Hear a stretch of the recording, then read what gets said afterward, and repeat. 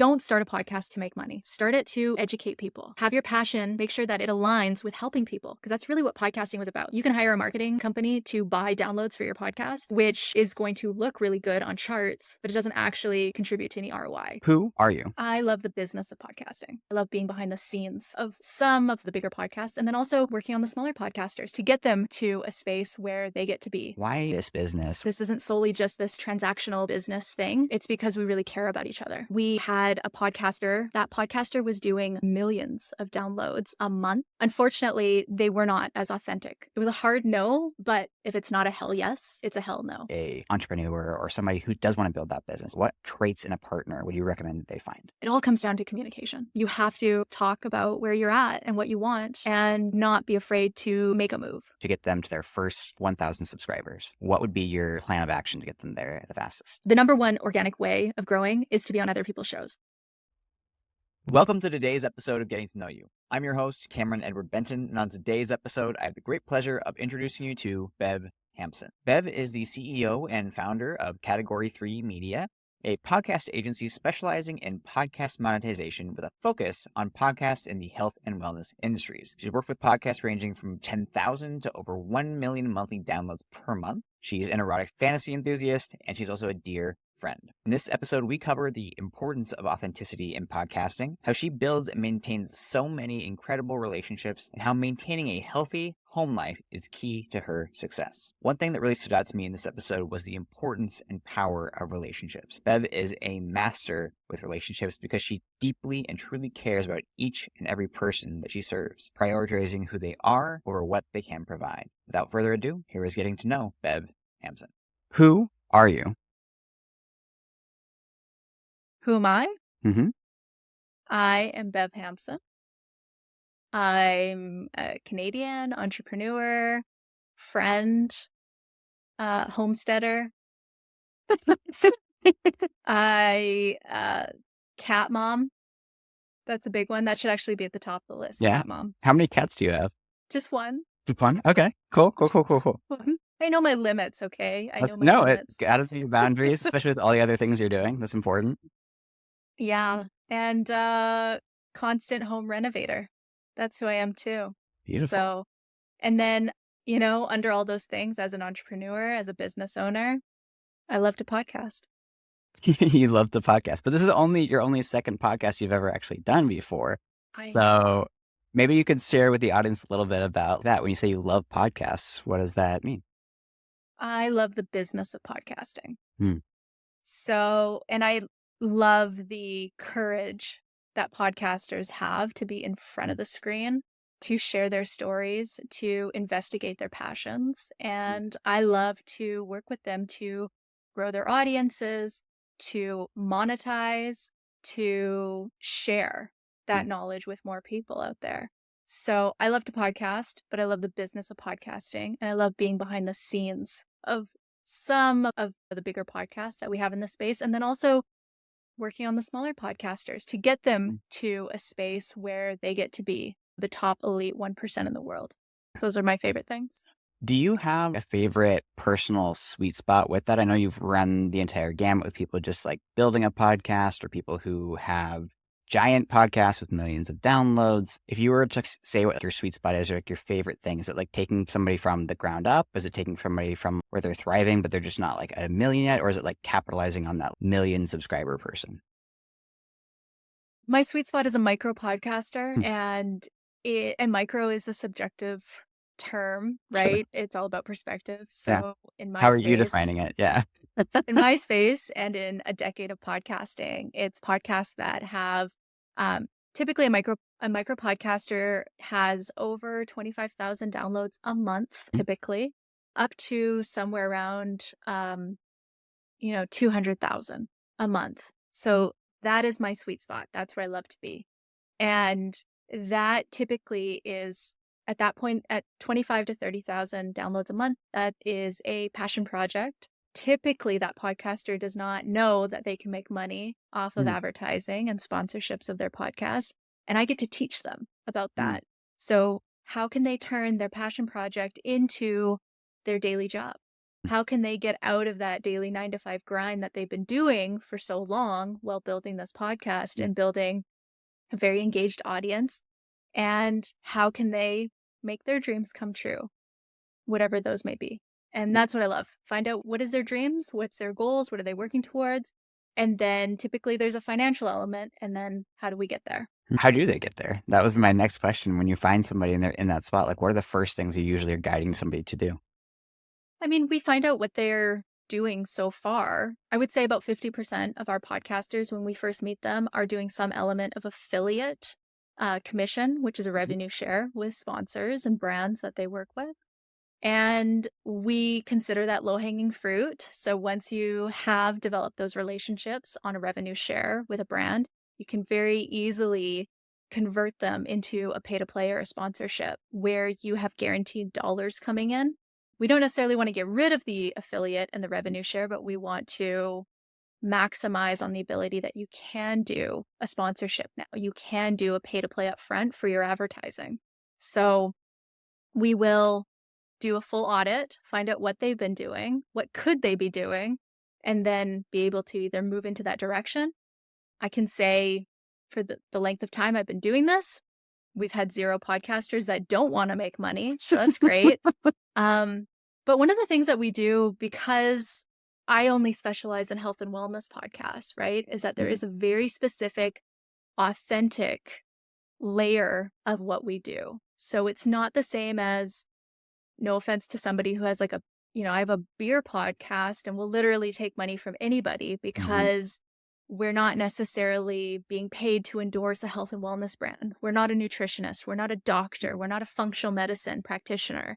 We don't have the same responsibility to our audience as maybe you would if you had a beer podcast or what are the 10 best Coca-Cola flavors in the world, like something like that. No offense to Coca-Cola. Yeah. So that's sort of the element that we do. So we can teach them especially about that authenticity. And ironically enough, it's when we meet podcasters and they say, "Oh no, I can't. I have very specific responsibilities of which brands I can work with." And then I get to say, "I know." And Yeah. so we can work with them on, okay, this is how we vet brands. This is how we work on endorsement. And if you're already doing affiliate revenue share, great. You already have a handful of brands that you authentically endorse. You already have skin in the game because you've been doing a revenue share with them. It's very easy to convert them if you're hitting download numbers that resonate with them. So, Yeah, no, I love that. And that was one of the things I really, really noticed about in your previous podcast episode that I listened to. And you had mentioned this term, I think within the first 3 or 4 minutes of it, of like authenticity within podcasting. And listening to your message, and you just said it right here, like authenticity is so critical to you with the types of people you take on. And it's something that deeply resonates with me. It's like, in a lot of ways, like the essence of my podcast. And so I'm curious for you, like, how do you even define authenticity? What are you looking for?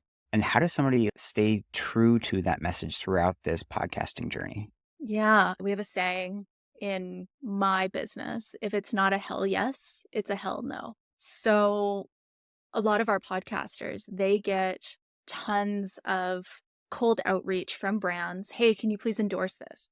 We'll give you this device if you give us an IG reel or an IG story or something along that line. And sometimes it's so easy to say, well, yeah, I want that device, I want that machine, I want that supplement, right? Or else I would normally have to buy it or something along that line. If that's the case, absolutely. If it's something that you've never even dreamed of, you've never even taken creatine, why do you need this lifetime supply of Yeah. creatine? Like, I don't, just for an example, right? Then it's probably not a good fit. Mm, And it's okay to say no because big it's a big sea out there, right? There's a mhm, lot of brands, there's a lot of new things, there's a lot of new tech out there, and it's okay to say no. And I do that in my industry all the time, even as mm. business owner. Not everyone's a good fit to work with, and that's okay. Yeah. So, Do you have a good story about like, I want to say like a time that you had maybe not a really hard time saying no, but a no that was really hard to say no to?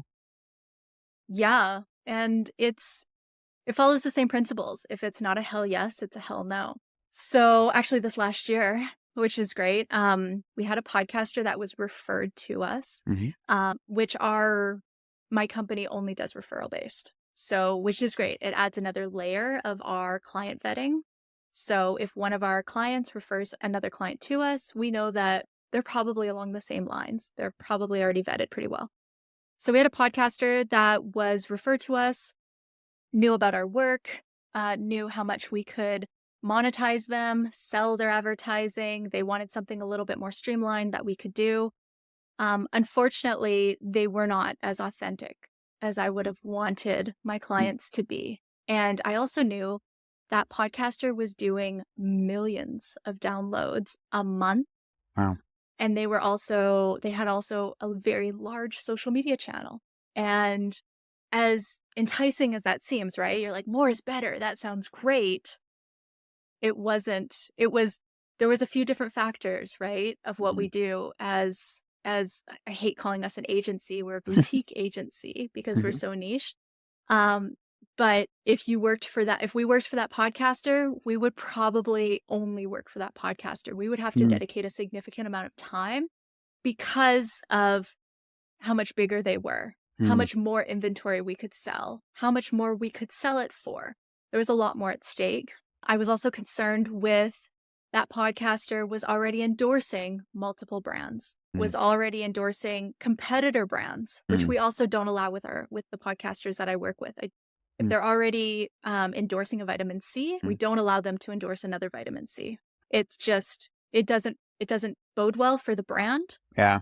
brands plural, and it also doesn't bode well for their audience Mhm. knows, well, you just talked about this vitamin C, so why would I take this one? So I shouldn't say we don't allow them. We strongly recommend that they Yeah. don't do that. Yeah, that And that so, vitamin C has to be that much better, and you have to be that very sure for you to switch to brand loyalty. Yeah. yeah, and I mean, it could be delivery. This Mhm. is a capsule. This is a liposomal encapsulated liquid. This is injection. I don't Right, right, right, right, like, right, right. it could be different, but Mhm. for the sake of this comment, yes, has to have gold included in it, maybe. Right, I don't right, know. right. Makes you So, money by taking it. yeah. So all of those factors, it was a hard no, Mhm. but it also took me like I will say it took me a couple days and some meditation Mm. and some outside guidance to say, this is a big win. It could be a big win, but it also could be a big loss. Mm. And if it doesn't work out, what does that mean for us? Mm. Right? Because what we do is very important. We have to be authentic in how I work with clients, how my team works with clients. So Mhm. we want to make sure that it's a good fit. Yeah. So, and I think it just made us stronger. And we Mm. still have a great relationship with that podcaster. Mhm. We're great friends. We still can offer advice here and there, but we're not their main point of contact. Mm. Yeah, I love that story. You mentioned that, they weren't as authentic as you would have liked. When you're saying they weren't as authentic as what you would have liked, what are you, like, noticing about them? Like, what are you noticing in authenticity in particular? Ah, it could mean a variety of things. It could be endorsing multiple brands with the Mhm. same products. So that could be inauthentic to me because when you take a product, typically, I don't know about you, Cam, but for me, I take vitamin C every day. I'm not taking 4 different types of vitamin C every day. I take one Sure. type of vitamin C every day, and I've been taking that vitamin C for 10 years. So to me, that's a very authentic relationship with that vitamin C brand, Mm. right? That I really enjoy. Authenticity could mean not trying the product ahead of time. Mm. And that's something that I also require with the podcasters that I work with. They have to Mhm. use the product. Right? Mm. And sometimes it doesn't always have to mean that that they're using it every single day, right? Because Mhm. sometimes we work with NAD brands, which is a supplement. Sometimes we work with fertility supplements, right? Mm. Well, if I'm working with a menopausal podcaster, she's not taking fertility supplements, right? Right. But her audience, she might have 50% of women Mm. under 45. Right. They're definitely in relatively that age and they may want fertility, Hmm. right? So that podcaster could be recommending that Mhm. fertility to somebody else and getting feedback from it. Hmm. So I always call it a vetting period. So Mhm. when we work with a brand and we say, great, you're going to send your product to this podcaster, there's a 2-week vetting process Hmm. typically. Sometimes it's 30 days, depends on if Yeah. it's a supplement, or if it's red light, if it's whatever it is. There's a vetting process. If I send a product to a podcaster and they literally email me the next day and say, yeah, it's a good fit, that's not authentic. Sorry. Mm. But it's not quite what we're looking for. So we just go back and we say, we're just going to give you the 2 weeks Mm. and then we'll ask you for the feedback in 2 weeks. And like I said, it may not be the best fit for you, but is it a good fit for your audience? Is Mhm. there clients? Is there patients? Are you a doctor? Are there Yeah. patients that this may be a good fit for? Right? Here's all the science. Here's all the education that goes along with it. Mm. Just double check that it's Yeah. authentically aligned with what you need for your audience. So when you're looking for authenticity, are you primarily looking at authenticity in relationship to their brands, or are there like other aspects of that authenticity that you're looking for? Is it about like how they're showing up on camera versus how they show up off camera? Are there other aspects like that that you're paying attention to? We take a look at a multitude of factors. Mm. Of course, we always look at their audience. With every brand deal that we do with the brand, the podcaster, there actually has to be 3 wins for Mm. everyone. There has to be a win for the brand, the podcaster, and their audience. Hmm. If one of those are not getting a win, then it's not a good fit. Then Hmm. there's not an alignment there. So just because the brand thinks, oh yeah, I get this podcaster and they have 1 million followers on Instagram, and the podcaster says, great, I'm going to make bank on this product, but actually this product is fertility drugs, to go back, say it's not drugs, but a supplement. Sure. It's a fertility supplement, but my entire audience is 55 plus. Your audience just lost. And it's not going to work because the brand is not going to see ROI traction because they're Hmm. going after an audience that doesn't fit. So really, and then the podcaster has to go find another brand yet again to work with. So they're losing out on the longevity relationship with that brand. The audience has just been seeing all these advertisements or reels or endorsements from this podcaster about this supplement that they can't even take. So they've lost credibility in their podcaster as well to authentically know the audience and to work with brands that are going to be beneficial for them. Yeah. Yeah. What I hear in that is like as soon as one of those three pieces is losing, it ends up being a loss for everyone. Yeah, exactly. And I'm not saying it's a perfect science. I'm not saying Sure. that at all. We do our best 100% of the time, right? We put the best effort forward that, this is a great brand, great science, been around for a long time, great quality. This is the podcaster and their audience is this, and this, and there is authenticity, and it still doesn't land, Mm. right? Yeah.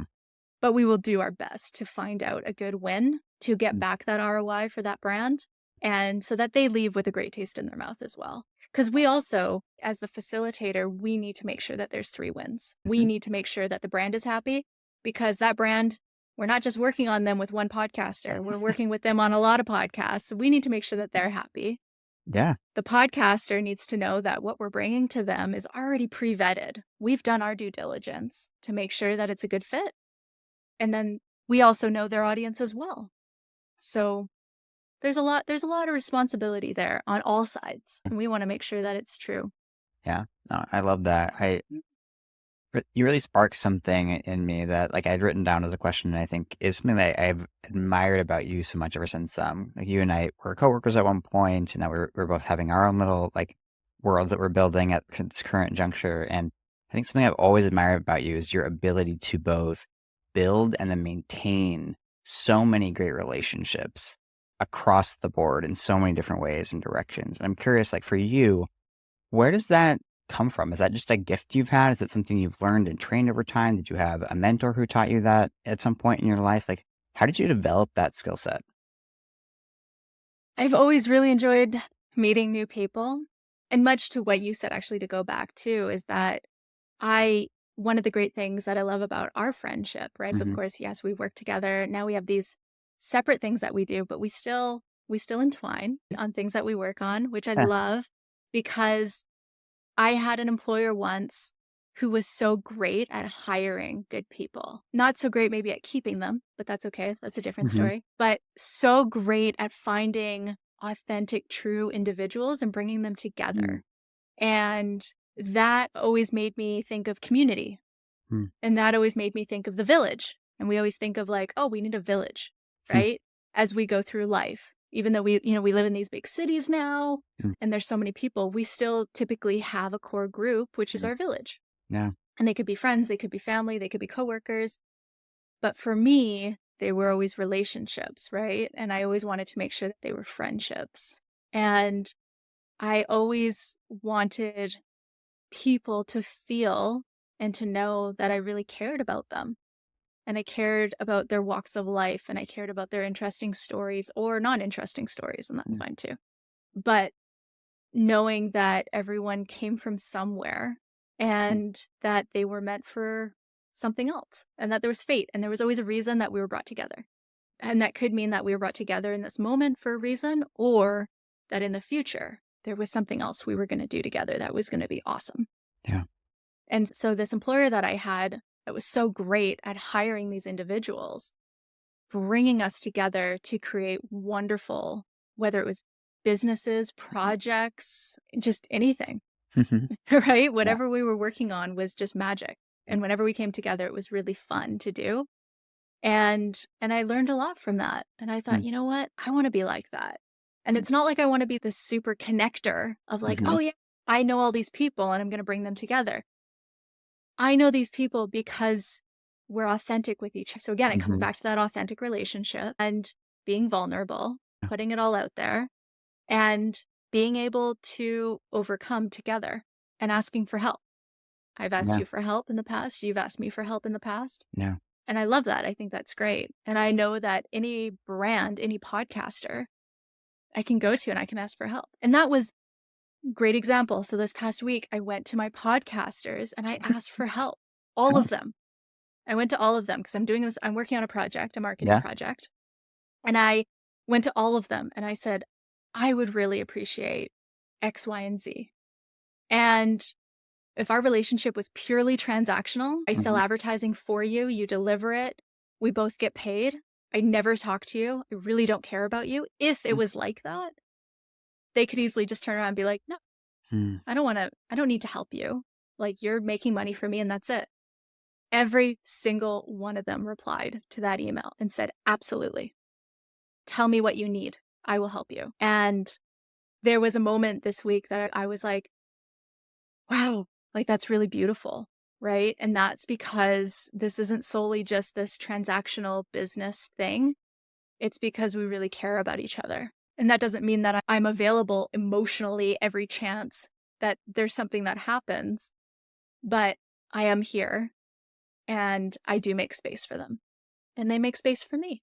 Mm. And I think, and that's what I think of friendships and relationships. Yeah. A lot of what I hear in that is you prioritizing the human element of the relationship. Because your point, like there is within business especially, there's a level of give and take, right? There is a sense of like, oh yeah, I do pay you for this thing, and then we complete this. What I hear for you is rather than having that be your baseline within a how you see the relationship, which I've met a lot of people do who have even great relationships with their employees or their employers or their people that they work with, but at the fundamental level, it's a financial transaction. For you, though, it sounds like you prioritize that human element, the actual relational component, above and beyond where you prioritize the financial exchange of value, if you will.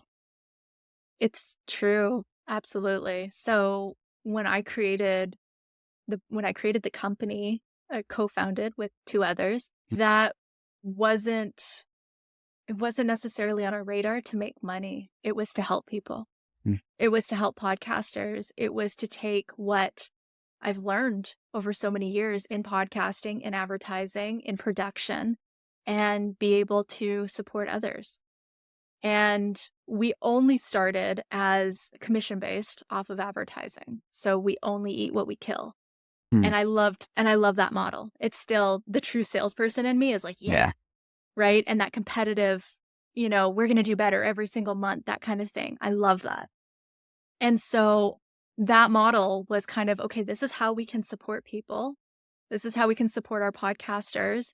It's not going to cost them anything because they only make money when we make money Mhm. and we only make money when they make money and vice versa. So it's very relationship based Mhm. and they have a hand in it as well, kind of thing. So that was really why we created it. And it's still to this day, it's been over 2 years. And that's still our model. Mhm. It's how are we supporting individuals? What how can we over deliver? Can we make them walk away from every meeting, every phone call thinking that was the best that they ever had? So, Yeah. I yeah. I love that. The questions coming up for me right now in that is I hear, okay, you want to deliver this awesome experience for these people and you want to care so much and you're making this impact, but I want to ask what's like the layer underneath that? Like what's that why that's like even driving you to want to create that in the first place? Like you're somebody who's been very successful in a lot of different things. There's probably a million different things you could do. You don't have to create your own podcasting company to do what you're doing or make a bunch of money or like even serve people and make them happy. Why this business? Why now? Why put in the extra effort to go above and beyond on this like really deep level that you do? Um, a big factor too for me is freedom, and I think that's what most of us strive for, right, in the world. We work really hard so that one day we get to retire and have freedom. We create a business so that we can create our own hours and we can have freedom, all of those things. And so for me, yeah, freedom was really important to me.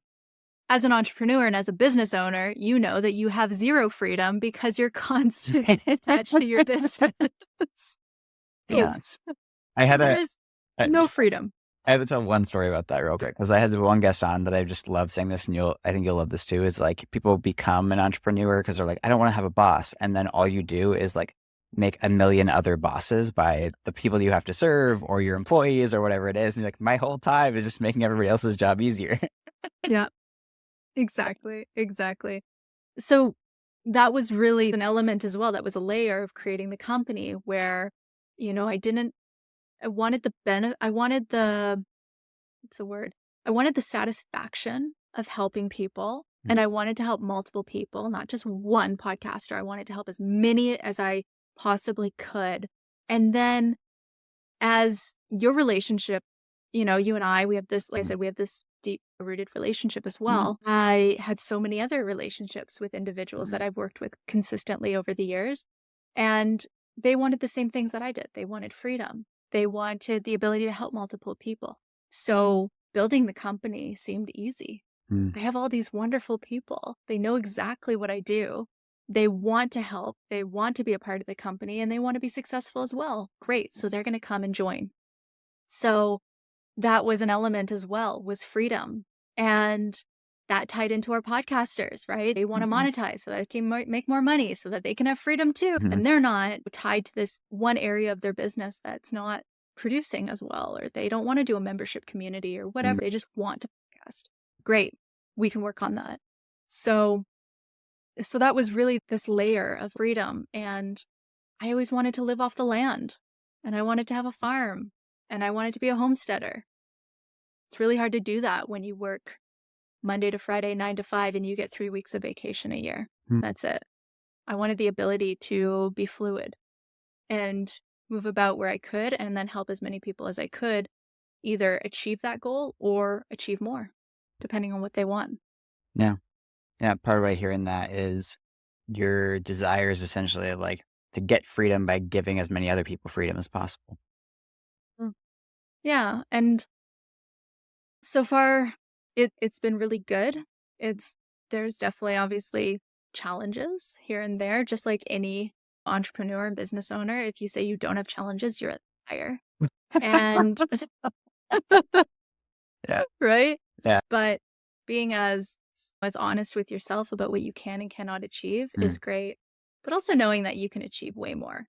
Tony Robbins, just because I've been doing some Tony Robbins events lately and some of his teachings, one of the things that he says is that people overcommit what they can do in a year and undercommit what they can do in 5 years. Yeah.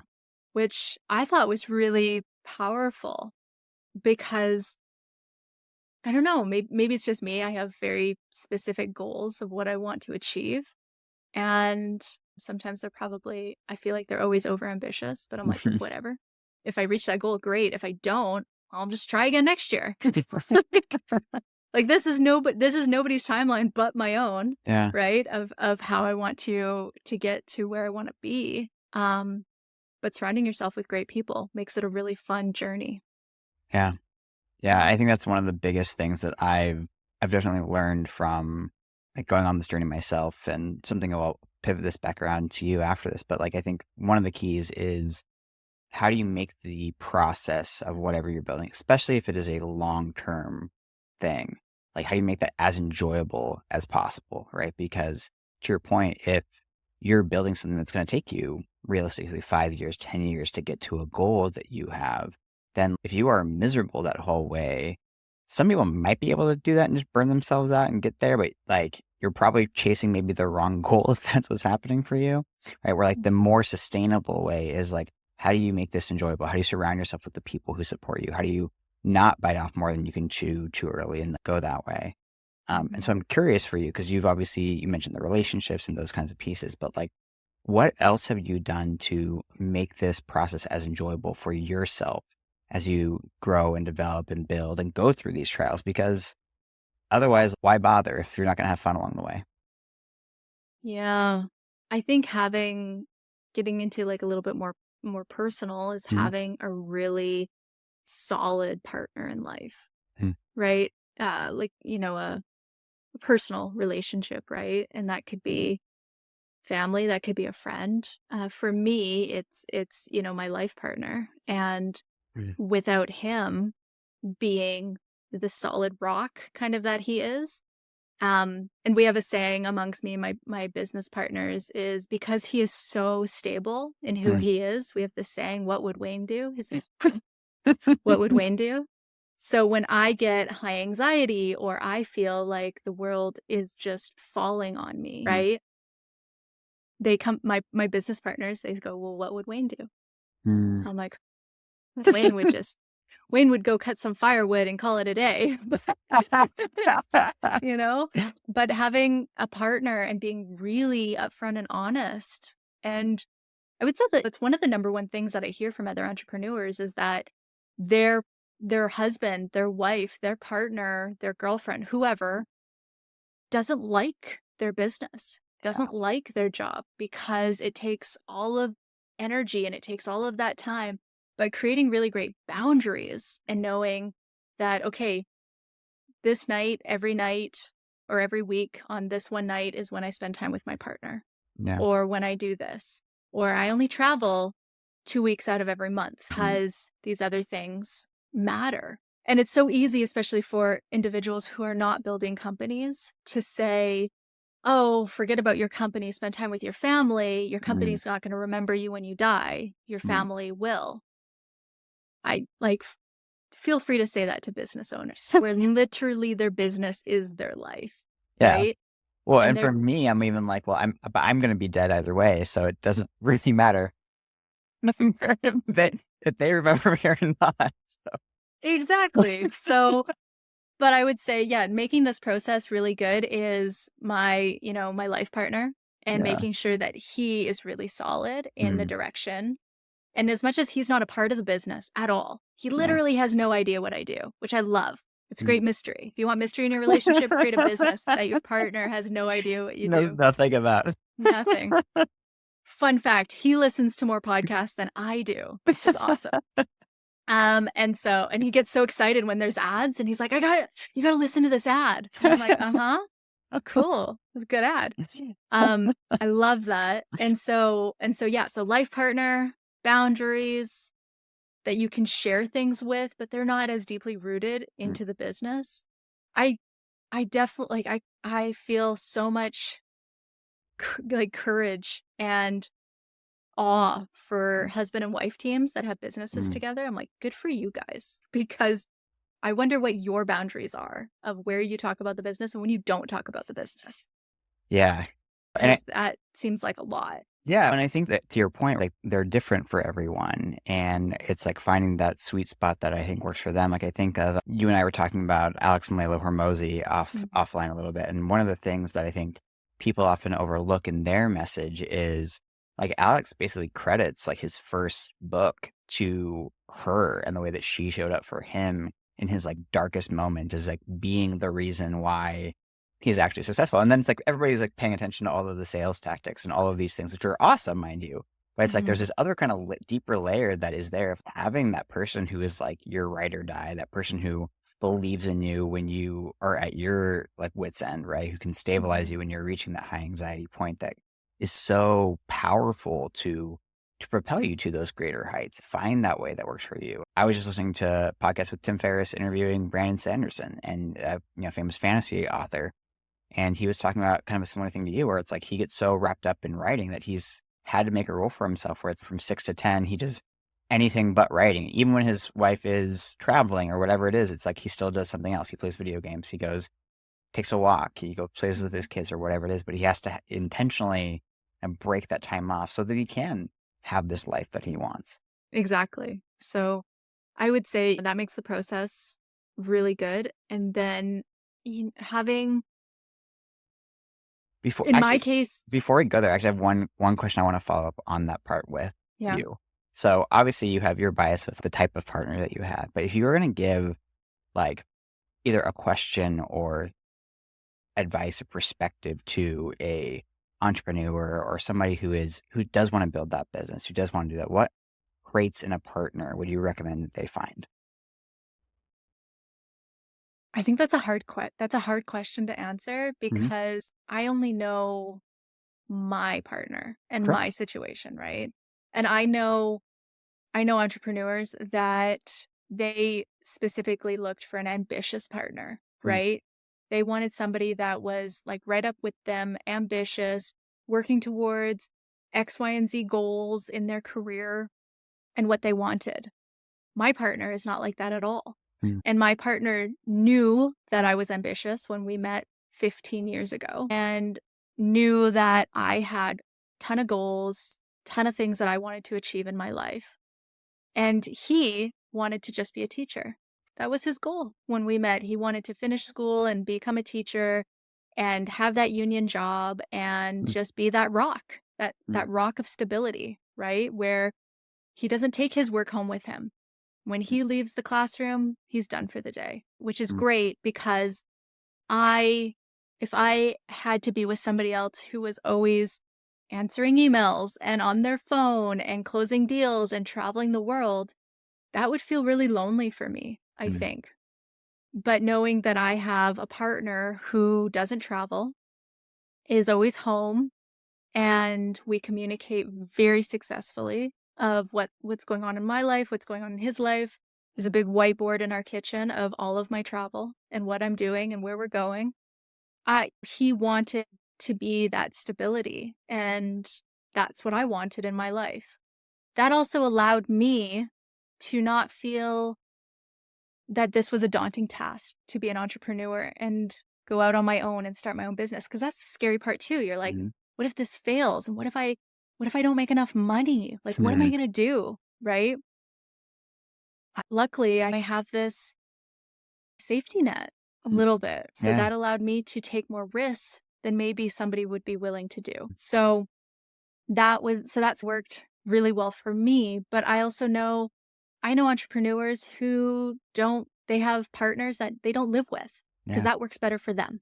They have their own space, they get together, they do things, and they've lived like that for decades. And that works really well for them. I think that's great. And then I have entrepreneurs that I coordinate with and network with, and their partner is has their own business and has their own thing going on. And they like to both be really busy, and then they can turn it off and come back together. Mm, They also then get to travel together. I don't get to do that with my partner because my mm, partner doesn't have the same flexibility that I do. He can't just get up and leave. So I have to be really strategic about, okay, I'm traveling, I'm doing work on these days in these places, and okay, you can come in on this day and you can fly out on this day and go back home. So it's a little bit more, but I do get to then share with him a little bit where he wants Mm. to be included. So I can't say that there's something better than the other. What I have, it works really great. And I don't mean to brag, but it's awesome. Yeah, no, I honestly I love that, and I think Wade is always this silent character that I don't think I've ever actually met him before, but he's like such a prominent Exactly, figure. exactly. You've never met him before. But he's like always like, I had a whole group of my clients that thought he didn't exist because they were like, "You talk about him and we see him on your Instagram, right, so but we don't maybe he's AI. Like maybe yeah, he doesn't exist, but it makes you feel more human to have a partner." yeah, Do you know what I mean? Like, you know what I mean? Like a fake yeah, family. Like, no, yeah. he's real. I'm curious, like, well, I bet he's real. I believe you. Trust me. I'm not questioning that. I am curious about though, like, why do you think you two work? Because a lot of people on the outside might say, "Oh, I see a partner and they just want to be a teacher," and instantly reject that person if they have more ambitious dreams, or vice versa. Somebody's like, "I just want to be home. I want to go to my job. I want to do this. I want to have a nice, like, simple, easy life. This is great." And not want a partner who's highly entrepreneurial and wants to do all these things. Like, why do you think you two work? Was there something else beyond all of that you guys were really drawn to, or were you drawn even to that opposite within each other that pulled you together?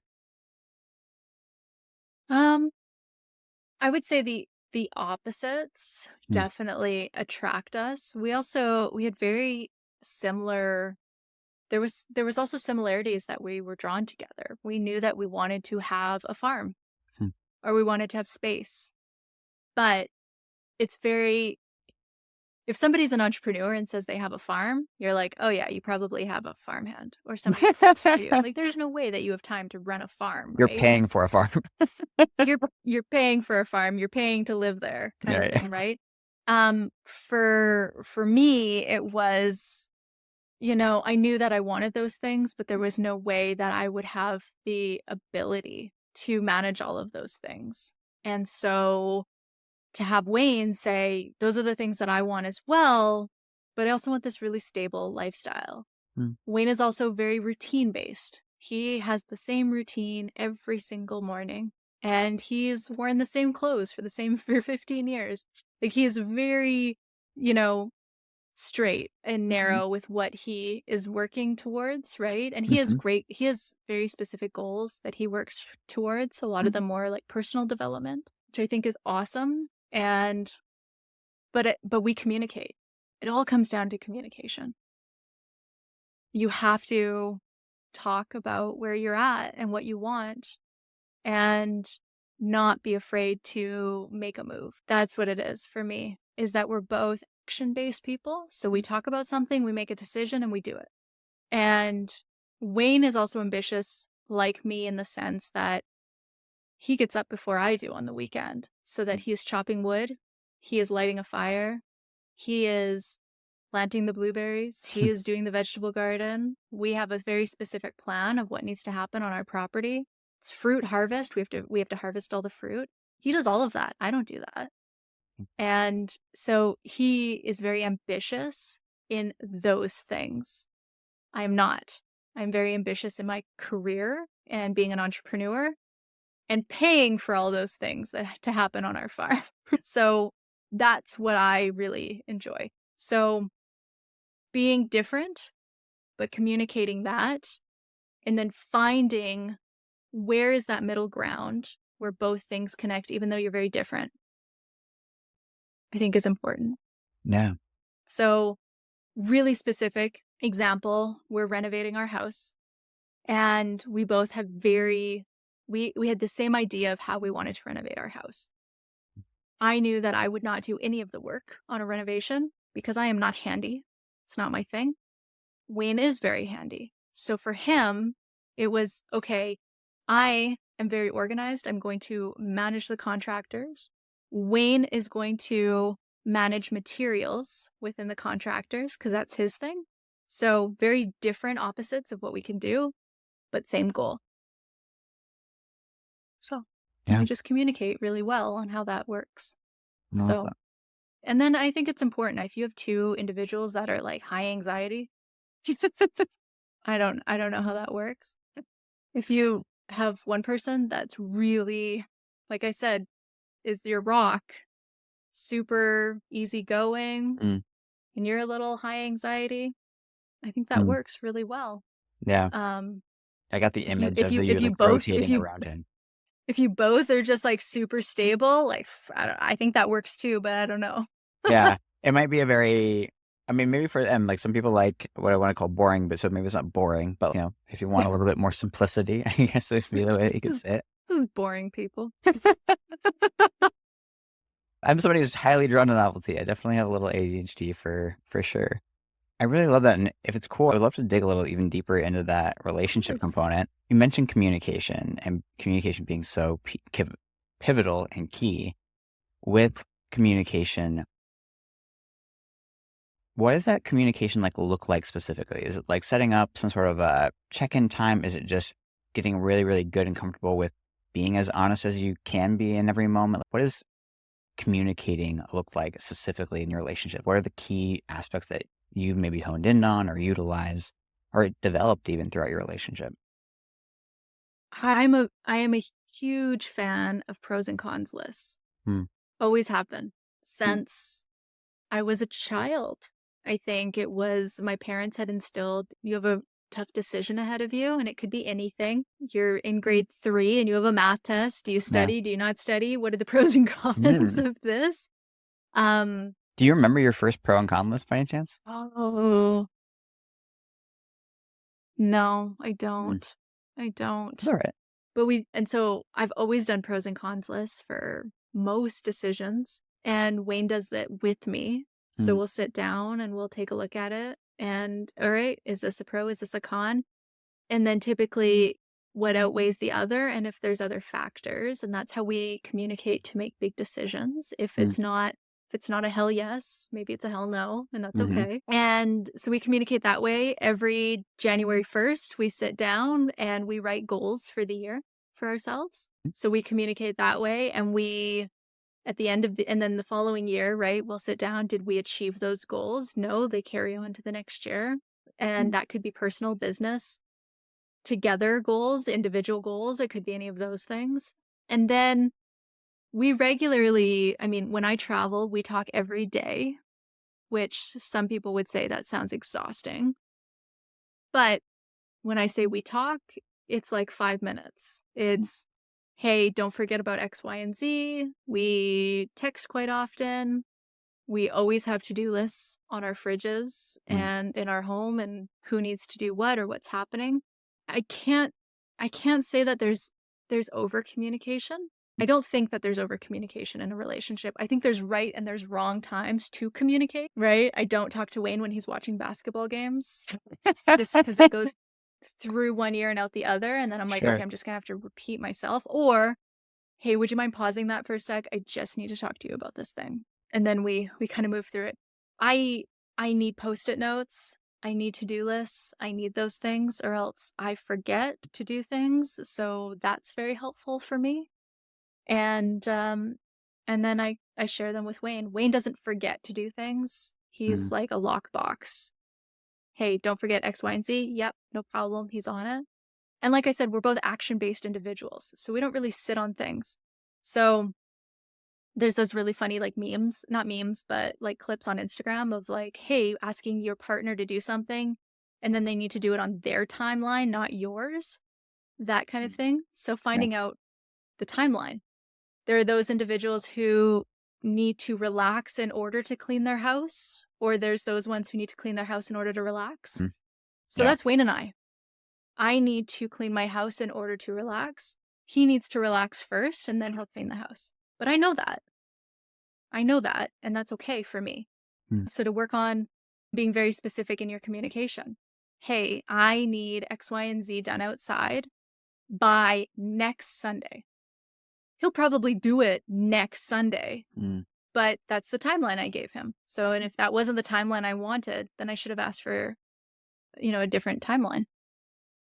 Yeah. So, Did you learn those, like, all that combination of skills just through being in a relationship? Or did you, like, have them modeled for you somewhere? Did you read a bunch of great books, go to a workshop? Like, how did you develop it? Because you do have such a good, healthy series of, I was like, what works for both of you? And some of it, a lot of it sounds like is built around your both awarenesses of each other and acceptance of where you're different, where you're similar, and just being, like, kind of able to embrace all of those things as well. But I think, like, the way you talk about it is so beautiful. It just sounds like almost like this, like, really well orchestrated dance or symphony in a lot of ways of just how you communicate and how you work around and with each other in this way. And it's really, really beautiful to hear you explain it. well, thank you. That's so kind. Welcome. I've never heard anyone say that to me, so thank you. Yeah. Communication. So I actually have a degree in sociology. So Oh. that's my undergrad was sociology. And why? Because I was pre-law. So I did an undergrad in sociology. Most people do undergrad in political science. And Okay. I thought that was boring. So I did an undergrad in sociology, study of society. And then the plan was to go to law school and didn't end up going to law school. Finished my undergrad in sociology. And sociology is very much about communication. So communicating within society. And there's a whole key pieces of male versus female, sociological views, philosophy, education. What do we learn? What we do in the school system? How does that affect society? How does it come from society? And of course, our societal norms, right? Of why we're expected to do these things. And I didn't agree with a lot of societal norms. I still don't. And I think I just learned a lot about communication and especially a lot about why people don't get along in society or in the home or in friendships. And a huge portion of it is that did I know how to express myself?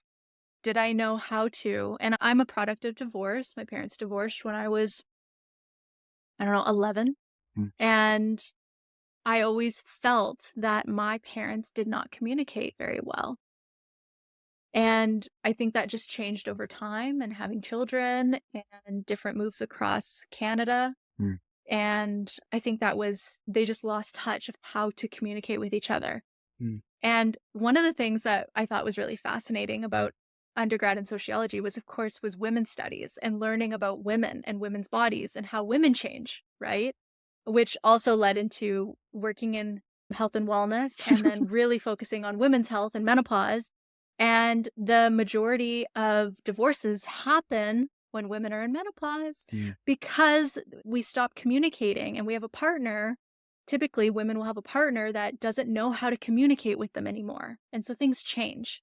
So I thought in my undergrad, learning it really examining my parents and how their communication changed over time. And then they stopped communicating and learned through my own personal relationships or even with my siblings. My siblings and I have very different ways of communicating. I won't speak to my brother for months, months and months. And then we talk like no time has passed. And I have to be okay with that. My Mm. sister and I, we speak every week and it's always something new. And I always feel like I haven't talked to you in so long. Well, it's been a week. But we have very different ways of communicating Mm. as well. And so learning that expressing to my partner over time of like, hey, this makes me feel sad when you do this. Like those I messages we learn in like grade Mhm. 1. I feel sad when you hit me. I Right? don't Where's think we your taught those to us in America. Maybe Oh, okay, maybe it's not probably have. American. Sorry. It's Canadian, maybe it's Canadian. That's why you're also But nice on this. so when we're really little, right, we're learning about conflict management typically, Oh, right? wow. You're fighting with your friends Yeah, yeah. and it's all about the I messages. So as opposed to you did this, you made me sad, right? Instead it's the I message and it puts the ownership on us. Mm. I feel sad when you push me. I feel sad when you call me names, right? And so it sounds so trivial and it sounds so juvenile. But even, a few weeks ago, I went to Wayne and I said, "Hey, I feel really sad when you disregard that I needed this Mm, and said I didn't need it, but I actually did need it." mm. And he went, "Oh, okay. I didn't realize it was that important to you. Okay, no problem. I will make a mental note of that and I won't do that again." It seems so small and so easy, but it's all about regulating our emotions because we get so heated, right? In the Mhm. heat of the moment, and you can be very vulnerable with your partner. You can scream, you can cry, you can kick. It's all about just how do you communicate that works for you and that they'll understand. Yeah. So, What do you do to regulate your own emotions? Because I think to your point, like you mentioned, it can be a little higher anxiety, or that you're just going through lots of ups and downs as an entrepreneur, like wanting to create big things, running into big rocks along the way. Like, what do you do to keep yourself balanced and steady and be able to come back to your center? I read a lot. Mm. I read a lot of books, Anything in particular? Is it fantasy, nonfiction, fiction? a lot of fantasy. I Yeah. love to be taken away, and fantasy puts me into that place where nothing else exists, Mm. and I love that about it. So, I read a lot of, like, business, self-help, and how to scale your business, and, how to make $1,000,000, blah, blah, blah. I read all that stuff, and I'm like, "Okay, but I'm taking this and I'm applying it to my life. Mm. So, therefore, I'm not being pulled away. I'm just adding more on top of all the other stuff that I'm More things not to doing in my do. business." Right. Right. So, fantasy is great to, okay, I'm watching or I'm reading this or I'm listening to this audiobook.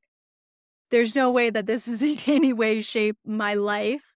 This is, England 1490, and this is what's happening in that time period. So those are the things that I really like. It just takes you away, gives you a different perspective on conflict management or what's happening in those books that maybe you could apply to your life, but ultimately you're just getting away from it all by reading. So I read a lot of books. I love them.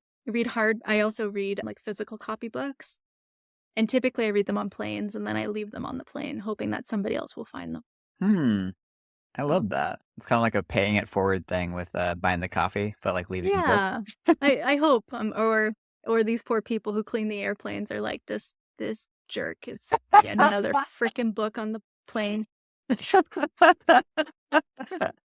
Yeah, right, So, right. It's so but funny. yeah, so I love, yeah, that those are some of the things that I really like to do. Any favorite fantasy books that you've either read lately or just ones you go back to over and over again?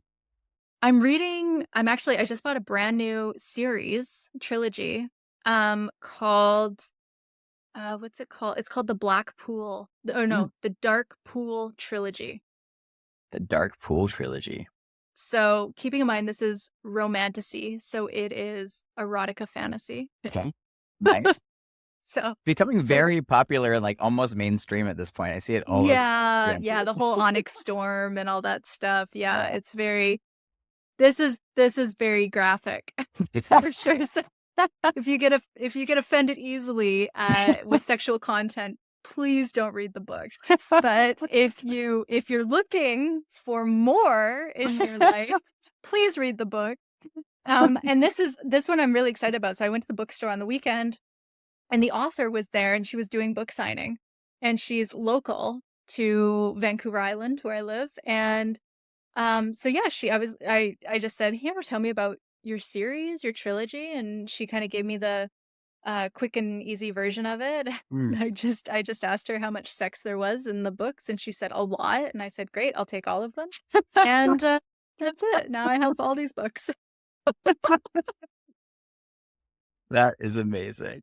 So that is really getting to know me right there. Yeah. And actually, it was really fun. Side story, I was in Los Angeles a couple weeks ago for an event, and I met one of my clients there who I'd never met in person. Total surprise. Didn't even know she was going to be there. We were both super excited to see each other in person. And she was just about to leave the event, and she's like, "Gotta go, gotta head home." And I said, "Okay, great. It was so great to see you. We'll chat soon." And she said, "Oh," she said, "I meant to ask you, what books do you like to read?" It was the most, I haven't had anyone ask me that in a long time. And I Mm. said, do I give her the real answer or Mm, do I tell her that I like health books and mm, self-improvement books or something like that? And I said, no, I'm going to tell her that I like romantasy books. mm. And she was so excited that she sent me a list of all the books that she's currently reading. And Awesome. she's a health and wellness author. She just finished writing her book for a big publisher, Wow. which will be on, I believe it's on detox and gut health. And so, of course, for us to start talking about, Is she like a public author or is she like a ghostwriter? she's a public author. Okay, wow, cool. Yeah. And she's got a podcast and everything that we do with her. And Mhm, so, yeah, so it was quite, I was like, you know what? Do I want to be my authentic self or do I mm, want to just give a quick and easy answer, which makes me look like, oh, I'm a part of the tribe, but maybe I'm not as exciting. And I yeah, thought, you know what? I'm just going to be my authentic self. And if she likes it, great. And if she doesn't, that's okay. Like mm, that, this is who I am. So it yeah, was great. I love that.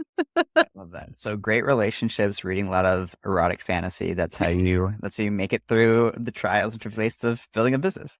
That's how we do it. But you know what? Because if it's something that you're into, Mm, there's a good chance. I mean, there's a great chance that a lot of people, these are best-selling books, right? Like they're huge, but we sometimes feel ashamed mm, or guilty that one, we have sexuality. mm, How dare we? I know. And that we're interested to read about it in a fantasy type way. So it's almost like we have to be so secret about it. We don't. We can talk about it and it's fun and like who cares, Yeah. right? No, I mean, I So agree. That's a big, like, I would say, like, mission even for me, like, is I've been around sex positive cultures and groups and like going to Burning Man and doing all these different things. And it's like a big part of mhm, my brand and like the types of people that I've had come on here as well and like share their stories around being a professional dominatrix before, like that kind of thing. Cause it's like, yeah. these people are just people like you and I. Like we're all really similar and these things are a lot more common and they're just often we're a little bit ashamed to talk about them for whatever reason. It's I mean, there's so many things. I feel like you could have your entire life built around shameful things that Mm. society deems, right? You're Yeah. living in sin, you're not married, you don't have kids, and you're 35 and how dare you have sex and how dare you do anything other than missionary and how dare Mm, you, you know, want more mm, out of life. And chances are everyone wants more out of life and everybody is doing something different mm. and it's okay. It's Yeah, everything is okay. As long as you're not hurting somebody else and you're not being hurt by it, then that sounds great. yeah, It sounds like a really wonderful life. I So, agree. other books I love, actually, I was going to say this. Other books that I love, totally different concepts though, is I love books about British Columbia, which is where I'm from. Okay, cool. And I love historical books or about the Pacific Northwest. Mm, So even as far down to like Oregon. I yeah. love, and those are like historical books about like haunted places Mm, or as as most people know in the Pacific Northwest, we have a ton of like, we had draft dodgers, in mhm, the 50s and the 60s and we have hippies mhm, and got all those, random kind of colonies, right, that, were brought up from different times. I mm, love those books too. mm. Those are my favorite too. Is there any like particular stories or books that come to mind for you around the Pacific Northwest or BC? Yes. So there's a really great CBC commentator. CBC is our Canadian Mhm, Broadcasting. Big shout out to CBC. There's a commentator. His name is Grant Lawrence, and mm, he is like a comedic commentator. He's hilarious. He's so funny. And he has these books about essentially like survive, like they're comedy, but they're essentially like surviving uh British Columbian summers, which I think is hilarious. mm, And he grew up in Vancouver. And off the coast of Vancouver, of course, we have all these islands. And I live on Vancouver Island, so the mm, biggest one. But then there's all these tiny little ones we call Gulf Islands or mm, Discovery Islands. And further up north is this area called Desolation Pass. And mm, it is very remote. And so he spent his summers from the 1970s going there where his father had bought a piece of land Mm. and then subdivided the land, sold it off, built little cabins. There's no power there. There's no people there. And typically the people that live there are very eclectic, I right? imagine. Yeah. They're in the middle of nowhere. You can only get there by boat. Um, and I find that Oh, world fascinating, and that's real, right? So as much as I talk about like fantasy world and like how do I, you know, put myself yeah. into a different time and place that would never exist for me, these things are very real. Wow. So yeah, so some of these stories he tells of like growing up in up there is pretty funny. So that's more north than where I live. Yeah.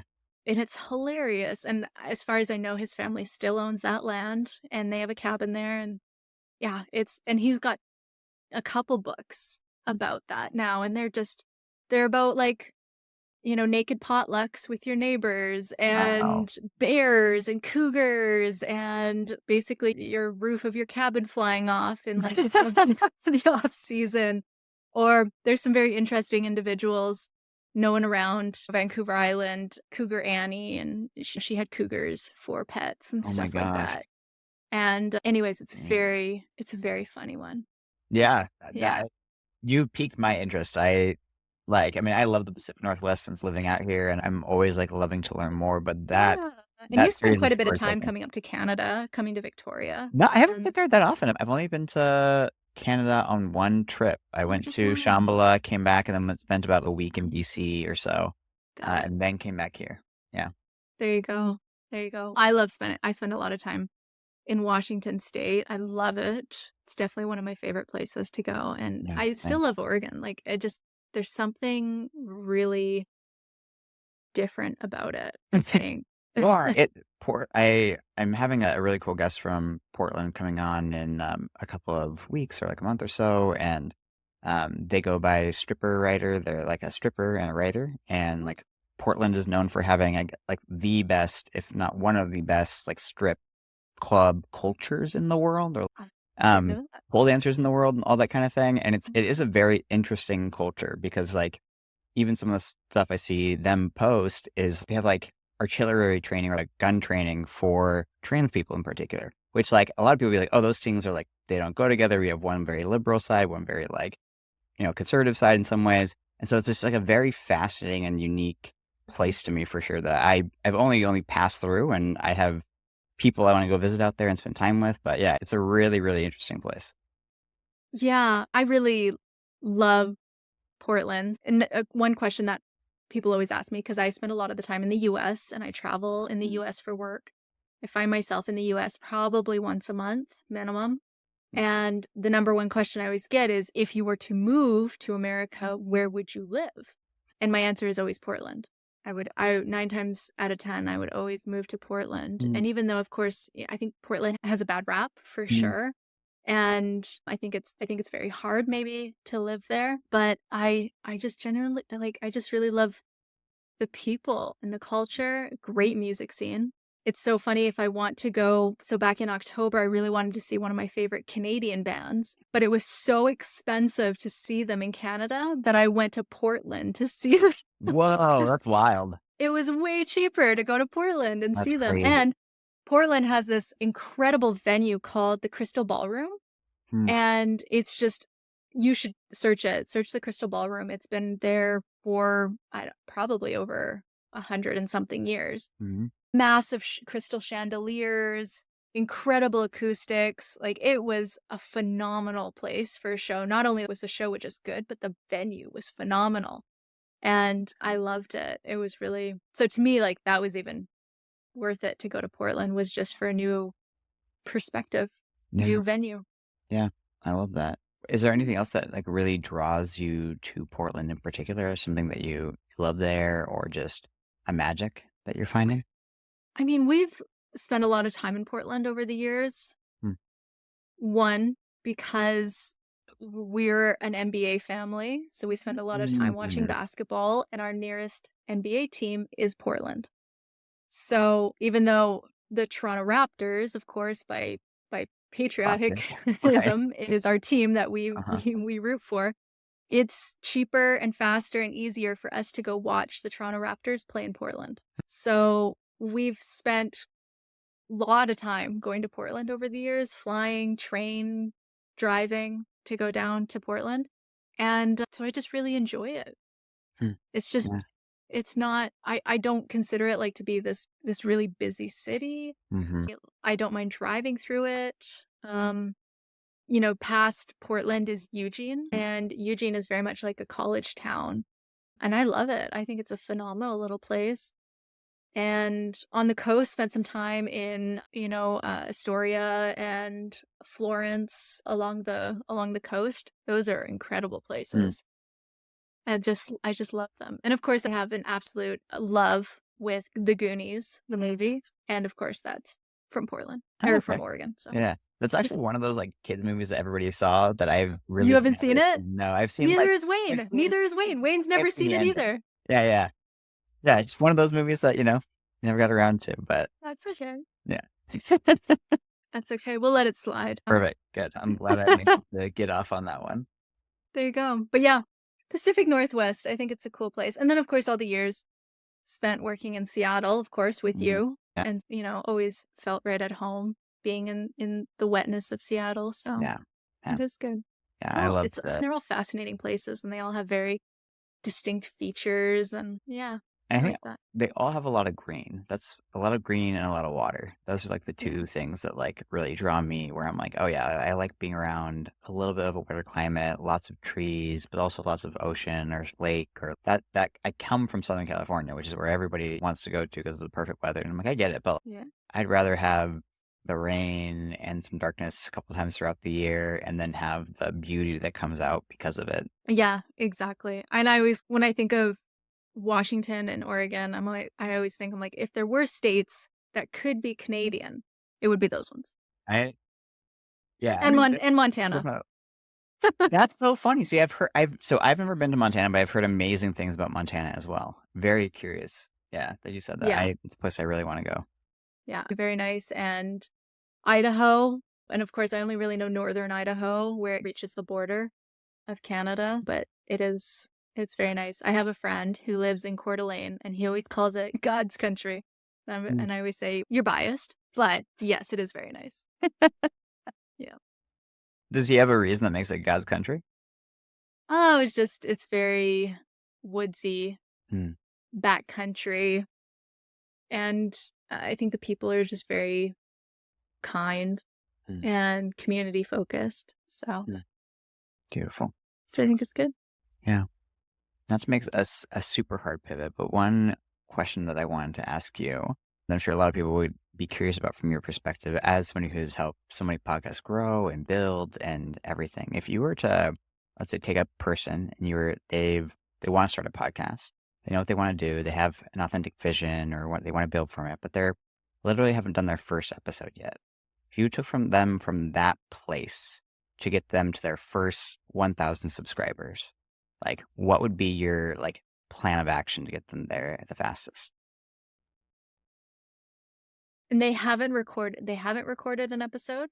Yeah, you can assume that they're basically just at the beginning, whatever that looks like for you. The first, like, 1 episode, first 10 episodes, they haven't done anything yet, but they're passionate about it. They've maybe had some success in other things in their life. So where do they have a success in their other parts of their life? Oh, So that's one of the things that I don't work with, and I'm not because I'm mean, we typically we don't work with any podcasters that don't have some type of platform. mm, So they can be starting from scratch on a podcast, that's fine. Do they have a social? Do they have an email list? Are they an author? mm, What else are we able to capitalize on here? And where can we draw mm, into other places? The number one organic way of growing is to be on other people's shows. mm, We know that. And that's what we specialize in, organic growth. You can hire a marketing company to buy downloads for your podcast, which is going to look really good on charts, but it doesn't actually contribute to any ROI. But that you can do that. We don't specialize in that. We specialize in organic growth. right, So if you're an author, great. Let's get you on some other people's shows. And mm, you can organically, of course, talk about your book, but also segue in the fact that you have a podcast. mm. and segue into maybe you have a membership community as well. But ultimately, you want to get them in, Mm. right? So Yeah. typically, my preference is not to actually push people to listen to somebody's podcast. It's to push to an email list, because once they're in your email list, you've got them. You Mm. can sell them anything you want at that point. You can tell them about your show. You can tell them about your book. You can tell them about your membership community. You can tell them where you're going to be next month. So making sure that you have an email opt-in on your website and some sort of freebie that you can offer people, because you got to give them something. Typically as well, when we want somebody to do something from an audience perspective, we need to give 3 things and ask for 1. Mm. So do you have a free gift that you can give people? Do you have a guide? Do you have a free chapter of your book that's just a PDF download? Put in your email address, you get this chapter, you get this gift guide, you get whatever it is, right? But you've retained their email. And then from there, you can get them into your podcast. You can get them into whatever else it is. So that's what I would say. Going on other people's shows, having something relevant to talk about is always really important. And of course, giving them something. Mm. So when you go on somebody's show, yeah, head to my website, put this in, you'll get your fat burning course. Right. Cool. That sounds great. Really depends obviously what your niche is and Mm. what you're wanting to offer to people, but doing that. And then if you have a big social, right? Maybe doing some IG lives, Mm. pushing people towards your email list from your social. That's always one of the hardest things I find Mm. with new podcasters, is that they have this big social following. How do you convert your social following to a podcast? Because they may not be podcast people. They Yeah. may just be social people. Right? But you can typically, on average, you should be able to convert 20% of your social audience to Wow. your podcast at least. Or over time, it'll take some time to get there. But making sure that you're promoting your podcast on your social, taking clips, doing a giveaway. So we launched a podcast for a very well-known athlete late last year. And so we did a giveaway on her social. She has about 2 million followers on Instagram, not too shabby.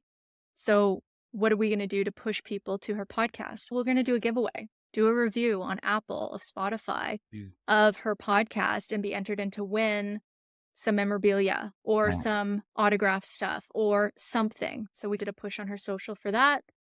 That worked really well to get traction. We also got the reviews, which of course is what we need. We need reviews to push us up. And that's going to allow us to be able to chart at that point. And of course, charting is top 100, top 200 of Apple in health and wellness. And so making sure that you have a specific category where your show lives.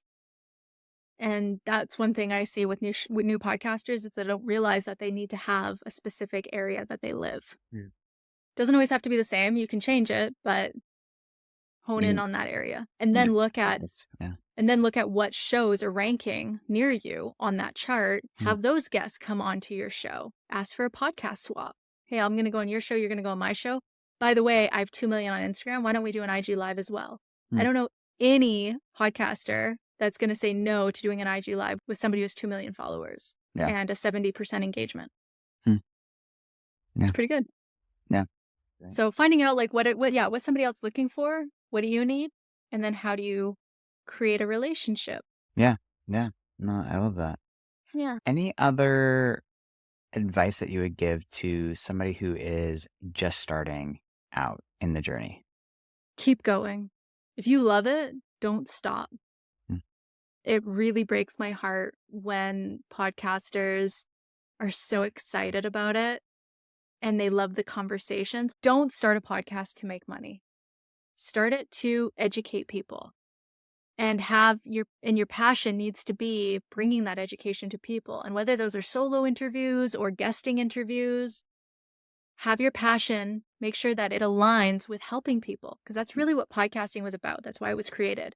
It's this really nice grassroots marketing awareness that didn't cost your audience any money, right? Which I still firmly believe in that model. The audience doesn't pay to listen to your podcast.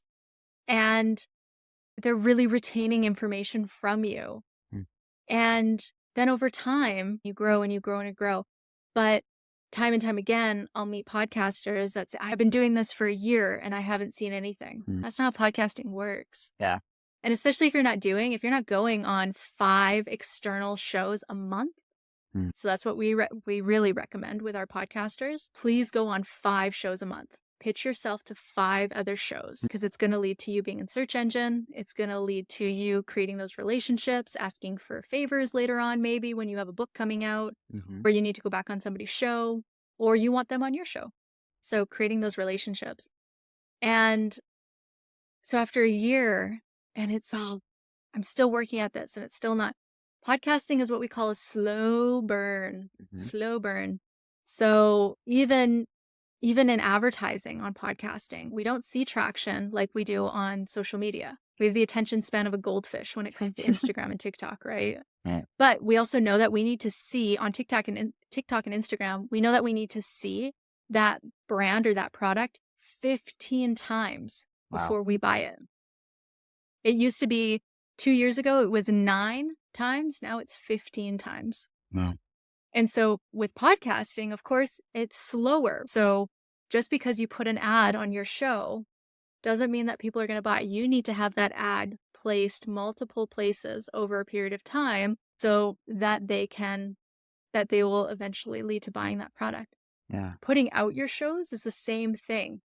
Keep going consistently. You need to have consistency. If you said to yourself, I'm going to launch a podcast and I'm going to do an episode every Monday, you better put out an episode every freaking Monday. Yeah. No excuses, right? So that's the number one thing when I meet podcasters. Hey, I really want to monetize, but I only maybe do an episode once every couple months. Can't sell that. I need to sell consistency. So no, now you're going to have a podcast that comes out every Friday. Figure it out. So consistency, content's got to be good. On that last one on consistency, do you think that like consistency, even if it's like less frequent, matters than frequency, like at a particular consistency? So like once a week versus like you'd rather have somebody who's reliably once a month than somebody who's sometimes like a few times a week and then disappears and vice versa? Yep. Yeah. I have a podcaster that's once every 10 days. Cool. That's what you can functionally do. That sounds great. I can rely on you to put out an episode once every 10 days. I had a podcaster when I first met them. They were doing once a month, but didn't really work out sometimes. And I said, great, you're going to do the first Monday of every month. That's your show. And we'll see how it goes. Now that podcaster is doing it once a week. Yeah. And that just leads to really good content, better retention with her audience, higher downloads and impressions, right? Impressions are, we want to see people actually listening. So that's what we want to see out of people is consistency. So whatever that means. And it doesn't mean as well, because some people start a podcast and say, I'm going to do an episode every day. You're not Joe Rogan. Do not do a podcast every day. And do not do a 3-hour podcast every day. Don't do that. Okay. Do what you think you can do. Right? Oh, I can do right now, because I'm not writing my book right now. Right now, I can do 3 a week. Okay, but when you do write your book, how many can you do? Oh, I can only do once a week when I write my book. Great. Then go with that. It's so much easier to scale up than scale back. So start with your minimum and then grow. You're also going to feel like you're not turning your wheels as much when you're first starting out and downloads are a little bit slower. If you're doing if you're doing like 3 episodes a week, you're really going to feel like it's daunting. Yeah. As opposed to doing once a week. Yeah. So that makes sense. Yeah.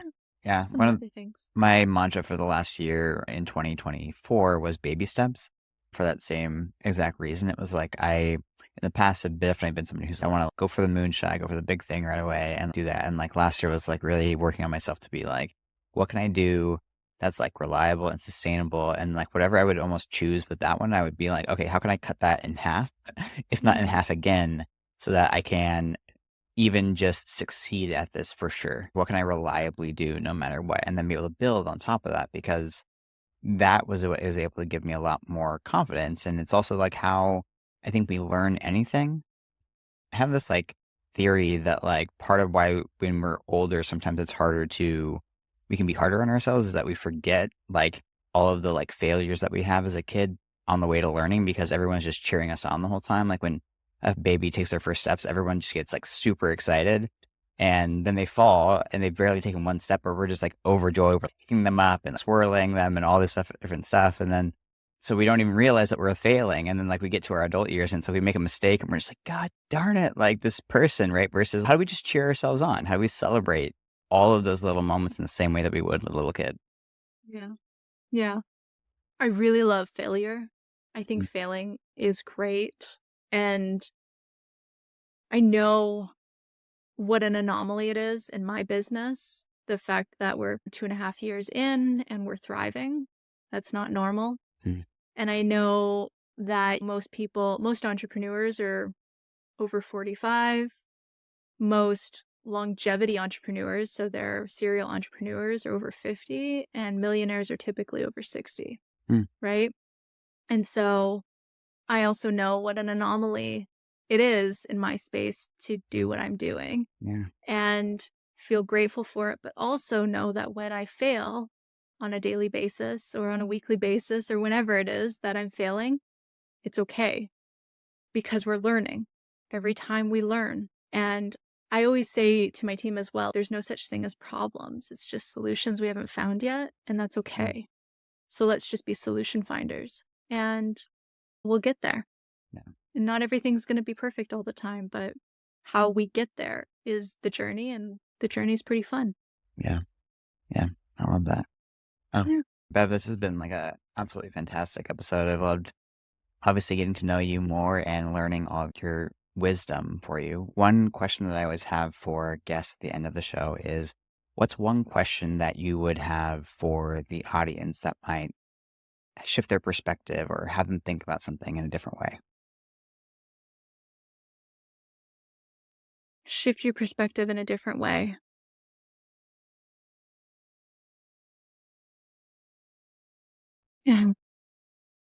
I always say for my life and for people in my life who are ambitious and want to do things. And sometimes we think of ambitious as being in business. Mm, You can be ambitious in your personal life, in your physical mm, health, in your mental health. Like you can be ambitious anywhere. What is one thing that you can do to be 1% better every day? And that comes from a coach, a UFC coach that mm, I've followed for nearly 20 years. His mm. name is Mike Dolce. Okay. And he has the Dolce diet, Dolce, Okay. Dolce. He's out of New Jersey now, but he has trained the best UFC fighters in the Mm. world. And I always used to call it bro science, Mm. basically just like eating good food. Don't eat Okay. shit. Don't eat shitty food, essentially. Mhm. And we're not always perfect, but he used to always say, what can you do to be 1% better today? And so for me, sometimes it's, okay, maybe I'm not going to eat that pack of gummy bears today. How am I going to be 1% better? Or what I'm going to answer 2 more emails than I typically have capacity for today. Mm. Or I'm going to hire that one person extra that I need on my team today. So what is 1%? And 1% is a perspective, right? It's a tiered system. So my 1% is totally different than your 1%. Mm. And that's okay. But look at your life. What does 1% better look like for you? I'm going to drink one more glass of water today than I did yesterday. Yeah. That sounds good. I'm going to walk to the mailbox today. That sounds good too. What is 1%? And just celebrating, right? Yeah. And even celebrating our failures and celebrating our lives. So maybe tomorrow I do eat the pack of gummy bears. Okay, no worries. I'm going to do 1% better every day. Yeah. And even if I take a step back, that's okay. Let's celebrate it. What do we do to get forward? Mm. So I don't know. Does that answer? Yeah. Is that a No, good I think that's a answer? great question. Yeah. That's a great thing to be thinking about for sure. Mm. 1%. Yeah. I think it's on the theme of baby steps and taking it slow and being sustainable and like trusting the slow burn. Bev, this has been amazing. Where can people find you if you want them to find you? Where can people seek you out or want to work with you if they're a good fit? Like, where do you want to send people? Our Instagram is category 3 media group. You can find us at category3.ca because we're Canadian. And on our Lovely. website, you can see all of our podcasters. You can see our services, what we do. You can find us, like I said, on Instagram, and you can see the events that we're at, what we're doing, who we work with. And if you ever have any questions about podcasting, and I love questions, so anything, Mm. just send us on our contact page. And I have a question about my podcast, and I only have 2 downloads. I'm growing. That's great. Keep going. Mm, Put it on your wall. Put it above your computer. Keep going. yeah, Keep going. I love that. Awesome. Thank you. Thank you.